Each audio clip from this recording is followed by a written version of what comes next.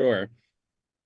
Link, second straight week for you where you have some connections to the other staff with Coach Bell at Pitt and Ty and Bryce being on your staff now. Just what are those weekends like for you and how do you handle them when you have such a close relationship with the other head coach?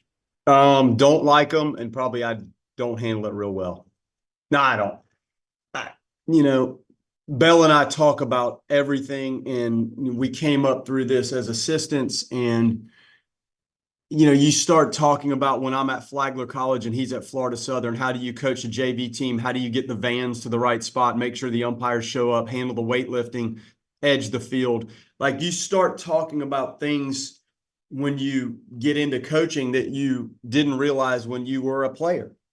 And both of us went through that. And I think Florida Southern, he might have coached high school ball briefly, and then Florida Southern, and I was at Flagler College. And who's going to do the laundry? How do you manage the field? What do you do to recruit? How do you recruit two different teams? Like, our conversations have just grown to the point of, my daughter got home from the University of Alabama last night at 9:30. His daughter got home from the University of Alabama last week. My daughter wanted to stay and watch her friends graduate. His daughter was a freshman. So that's how crazy this is. I'm in his house. When he was a pitching coach here, he dreamt of this lot out in this neighborhood. He bought it. He studied this thing for years, built the house brick by brick. His wife picked out every piece of this thing, sent me I've got every color code and combination to this house. He was in it 4 nights, got the job at Pitt. I was here, could not find a house. The family that moved out or that bought it from him was on the way out. It went on the market. I didn't know it was his house. We said, gee, that looks pretty nice. So I'm in his house. So it can't go much deeper than that. Our families are very close. It's awkward. Like, it's weird. Last week was really strange. To coach when my son was playing was one of the most awkward things I've ever been through. It's kind of cool, but it's also not always enjoyable. And I think it's the same when you have these type of connections, because the ramifications of what happens out there once you throw pitch one, somebody's going to come in first and somebody's going to come in second. And that's always tough. It's so nobody ever leaves. Both sides aren't going to be happy with how it goes, and it's tough, but that's competition. And the longer you're in it, the more these things tend to happen. And it's going to happen for Ty and Bryce and Mesoraco and Mike. And it's neat when you step back away from it and you look at where everybody is and the families and what's going on. It's awesome. But there are parts of it that are just unusual, and you kind of want it to go its way, and this is over with, and then you move on to the next piece. So I know that's a lot, but these are tricky, unique moments that you have.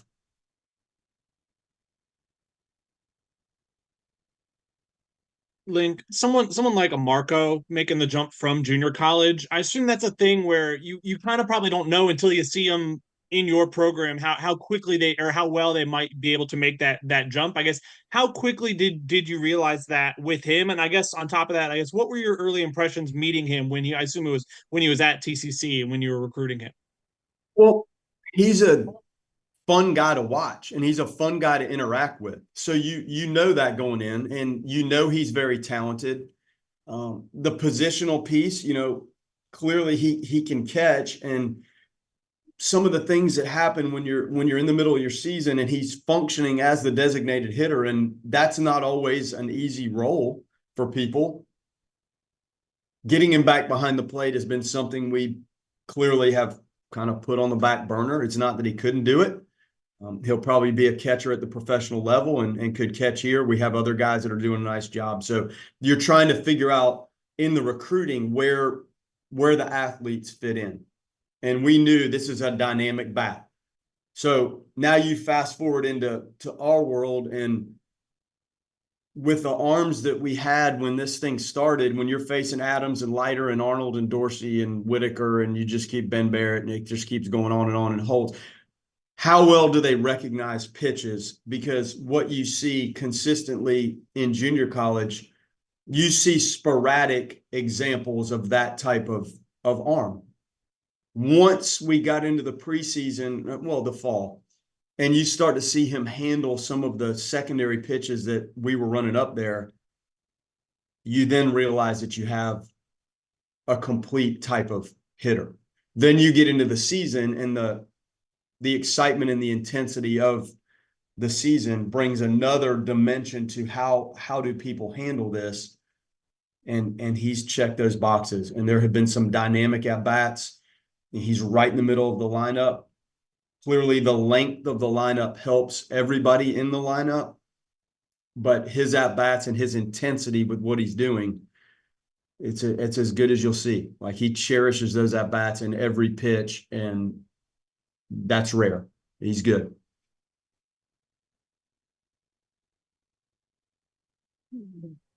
Going back to Tuesday, Coach, the throw that James made in the first inning, just how special of a throw was that from your point of view, and how far along has he come defensively this year? Beautiful throw. And it goes to, the angle you take, if the ball aligns for you to get behind it, if you have to maneuver a little bit to try to work through it, to align yourself with where you're trying to throw that baseball. He's got good baseball instincts, and that type of play in 10 seconds, that displays how the defensive instinct and the skill has come along. And those are hard things to work on. Like, we try to, out of the machine, do some of that where you set up behind it and work through a fly ball type throw. But clearly in the games, those plays don't happen a whole heck of a lot, where you have to catch a fly ball and truly throw it to a base to have a chance to get somebody that's tagging up, like a legitimate shot at it. So that was beautiful. And we've seen him make running catches. We've seen him play balls off the wall. And our stadium clearly presents some unique opportunities for off-the-cuff stuff that happens in right field here. And we go to Pitt, and it's a little more standard. And sometimes that makes it a little bit easier to play without the thought of, is that off the wall or out, or the fence or the pad? But clearly his baseball instincts all around are very good. And it was really nice to see it on that type of play. And he had another throw. I can't remember which game it was. It might have been one of the NC State games where it was hammered through the first baseman, and he threw the guy out at the plate, and it might have even hit off of Cantu a little bit. So he's come a long way. Link, you talked Tuesday about Conner this weekend out of the bullpen. I guess, do you have an idea going in what a limit is for him, or is it more situational, how he looks out there, stuff like that?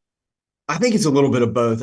He's thrown 2 full speed, good 25 pitch type pins. So you're probably at that threshold for that first time out against competition.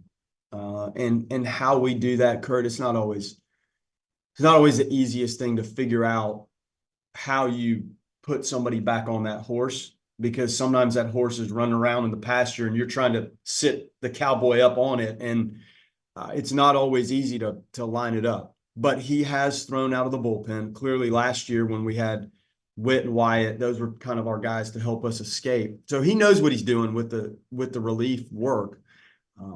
Whether he ends up starting on Sunday, it'll just be interesting. The game will tell us what to do. The neat thing about Witt is I don't think it matters whether it's a righty or a lefty that he has to enter the game to face if we're in some sort of trouble, because he's pretty effective against either. So that's nice. Now, whether it's relief or we get to a game where he starts, we'll have to sort that out here. Link, I don't know, like anecdotally or not, but Lance comes through in a big situation for you on Tuesday. I just don't know if teams that end up thriving in late into May and into June, do they usually get a contribution from a guy that they might not have expected from in February and March? And not to limit it to Lance, but just, are you at a point in the season where you know your inventory, you're covered, or do you leave the door open to the possibility that some guy can rise up here in the next few weeks and be an impact player for you? It's going to happen. And it's going to happen across the country, because as you play these games, guys get hurt. And when you start in February, you're probably more likely, now on the mound, you have things that come up, but these guys have gotten, the hit by pitch total on Ferrer and what's happened to Max, and there's just a higher chance of something happening the longer you play.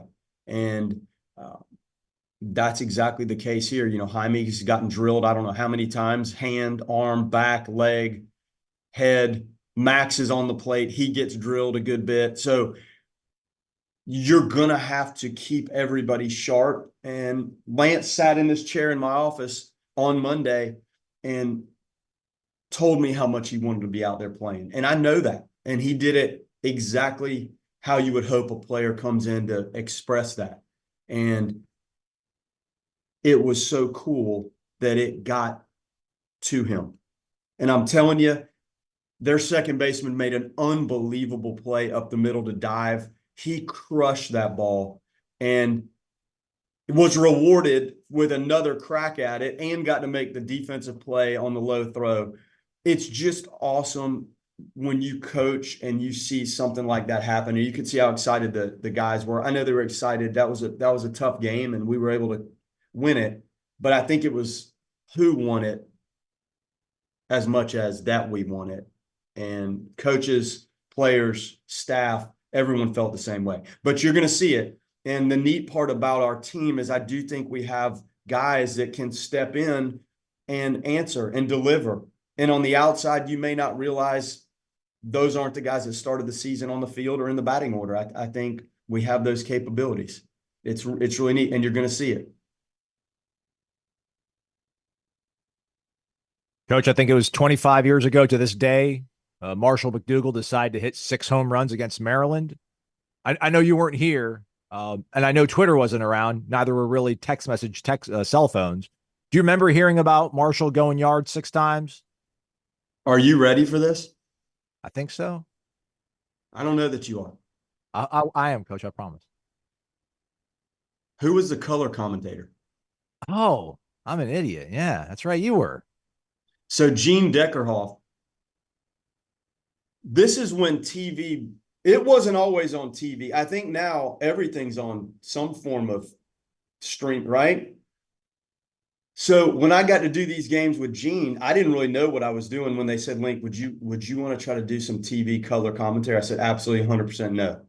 They said, why? I said, well, I mean, I'm trying to get ready for spring training and I don't really know what I'm doing. They said, well, you might be good at it if you tried it. So Sunshine Network, Fox Sports sent somebody my first few games to coach me through what you guys deal with the earpiece and how to do it. And on top of that, like I got to run around with Gene.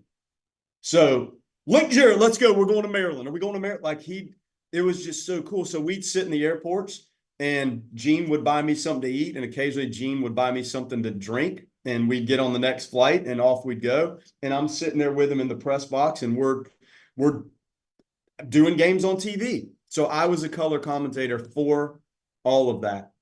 I was. And they sent me down on the field afterwards to interview him. I think that was the first time I'd ever gone down. And they're talking to me in the earpiece and I'm trying to talk to Marshall. And to watch that unfold, most amazing thing. I mean, to have 6 at-bats in a game, you don't get that very often. To have 5 hits or 6 hits, now Maryland Stadium, like it was set up for that because it's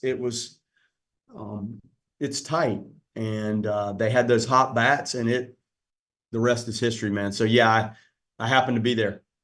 I remember it.